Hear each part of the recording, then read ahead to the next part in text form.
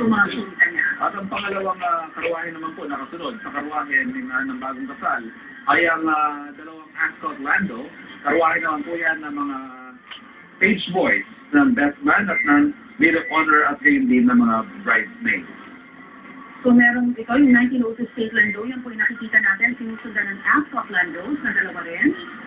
At ang pang-apat naman po, Ay, nagkasakay si Tart! daanan ng proseso na yan, no? Siyempre magsisimula yan sa mga saysayang Westminster Abbey, kung saan naganap ang kasalang Prince William at Kate Middleton. Dadaan din yan sa Houses of Parliament. Yan yung, dyan makikita yung famosong landmark ng England, yan yung Big Ben. Yan yung House of Parliament, o yan po, yung House of Congress, ika nga nila, yan po yung Congress. Kung saan natitipon yung British Mga Parliament. kapatid sila, opo. Yes.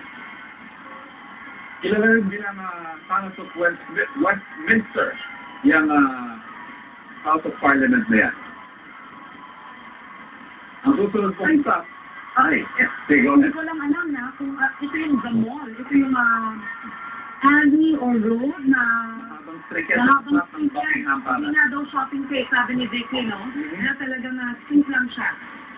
Yan yung the mall. Dadaan din siyempre sa Her Majesty's Treasury. Kasi ito noong 1917 bilang personal vault para sa kayamanan ng royal family. Pero ang misali ito ay nagsisindi ngayon bilang tanggapan ng Economic and Finance Ministry ng United Kingdom. Ang susunod naman po ng sunod, Paris, unang itinayo bilang pagunita sa mga biktima ng unang digmaang pandaigdig.